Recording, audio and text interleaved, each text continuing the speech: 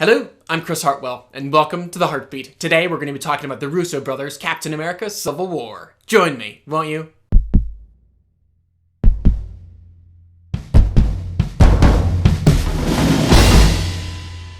So, in Captain America Civil War, our group of heroes at long last are forced to face the cold, hard truth that as heroic as their past battles all may have been, they also have caused a fair amount of collateral damage all across the globe, to a point where the United Nations are ready to step in and implement, in their minds anyways, some much-needed Avengers oversight. But considering that the title of this film is not Captain America Age of UN Oversight, for reasons, some personal, some logical, the team that we've grown to know and love together is forced to fall on the two sides of this issue.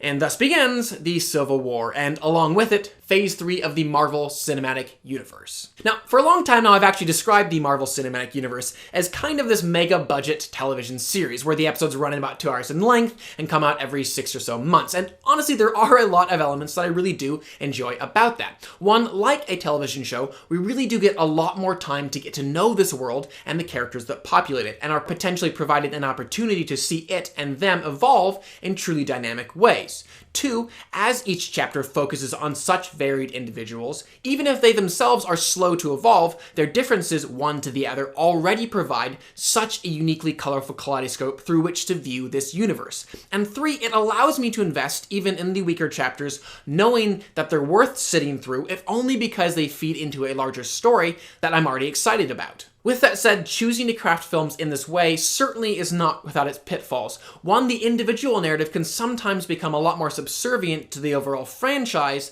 than to its own 2-hour running time.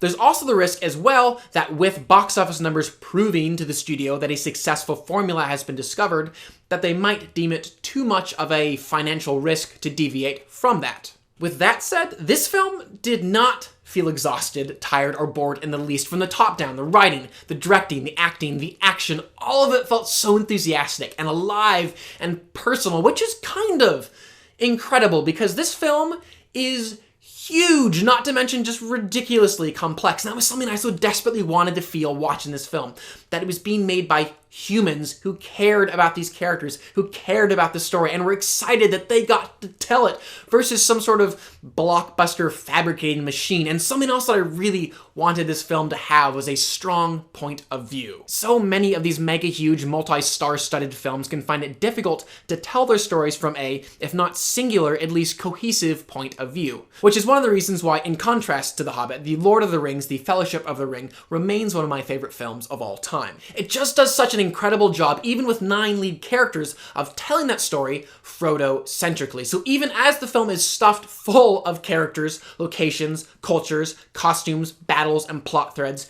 because each of them is seen through that Frodo lens and from his singular point of view, it never once becomes overwhelming or overstuffed. Because only in as much as any of those elements are important to Frodo are they focused on. So, for example, if the House of Elrond has been a place that Frodo has longed to see his whole life, then the camera will linger on it, slowly drinking in its color, light, and architecture. If, however, the scene is about the person directly in front of Frodo, threatening the mission and his life, then the details of the environment around him will only be seen peripherally. All this to say, even as there are so many characters in Cap 3, I was absolutely convinced that a balance could be struck where the writer's brave enough to actually tell it from a limited point of view, quite simply living up to its title, which wasn't Avengers Civil War.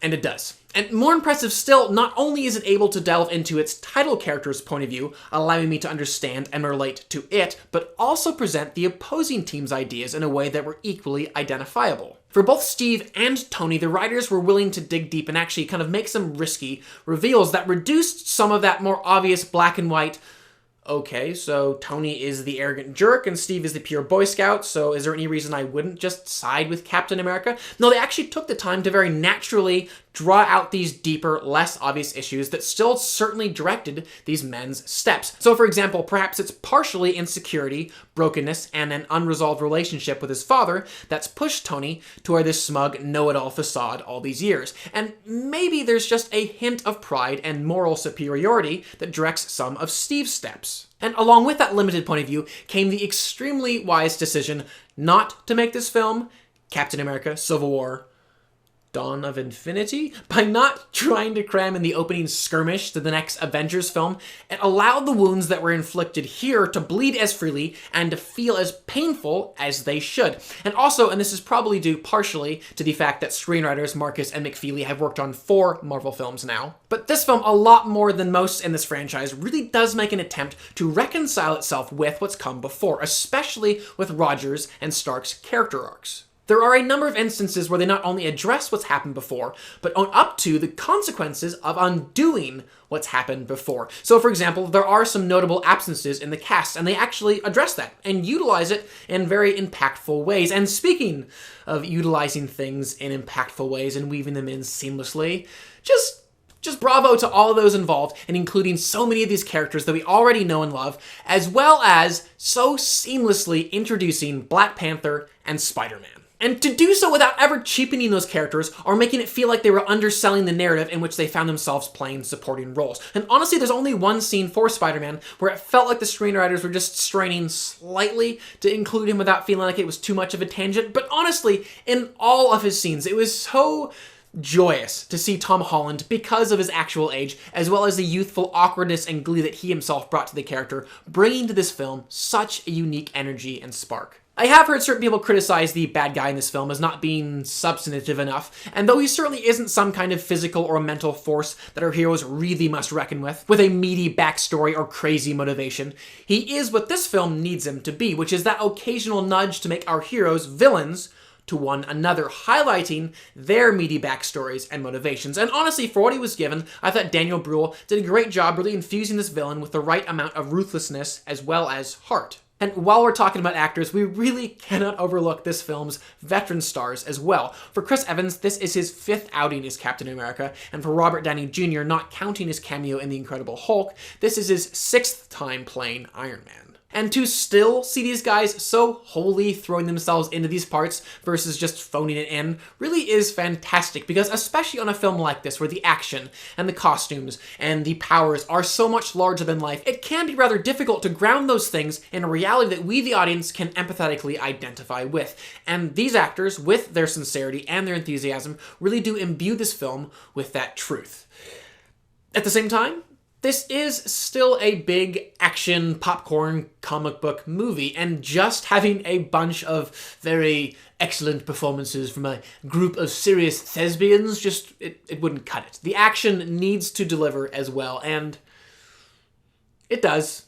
Proportionately, probably better than any other Marvel film to date. Peppered throughout this film are a number of classic mano-a-mano fistfights, as well as car and foot chases, and on each of them you really see a level of intention and precision that builds upon the sequences that the Russo brothers put together in Winter Soldier. Not to mention the airport fight scene, which so effortlessly utilized all these characters' unique powers, and in such cool ways pitted them against one another. And I'm sure some of the success of these fight scenes comes from the fact that the Russo brothers actually collaborated with the John Wick directors, Chad Stahelski and David Leitch. But what makes these action sequences truly praiseworthy is the way that they build one on top of the other, chronologically raising the stakes in very natural and exciting ways, and then so rarely, if ever, pushing the characters to fight in a way that hasn't yet been earned. So as the different fights occur, we really do feel the strength, passion, and conviction of the punches being thrown are appropriate to where the characters are at in that moment. Even so, the Russos are still not the perfect action directors that we might hope them to be, because just like it's their job to ensure that the audience is tracking with the drama on screen in the way that they want them to, it's also their job to ensure that they're tracking with the action on screen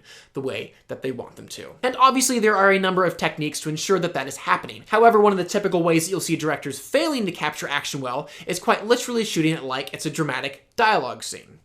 Close up of this person's face, close up of that person's face, close up of this person's fist, close up of that person's fist.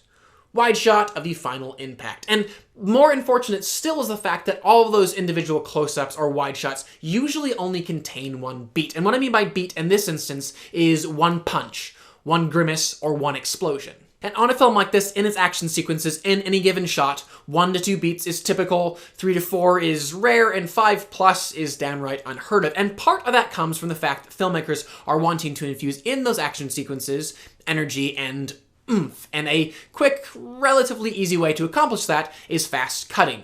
Another way to accomplish it, though, and one that does allow the audience usually to track with and therefore invest more in the action, is camera movement. pans, tilts, spins, etc.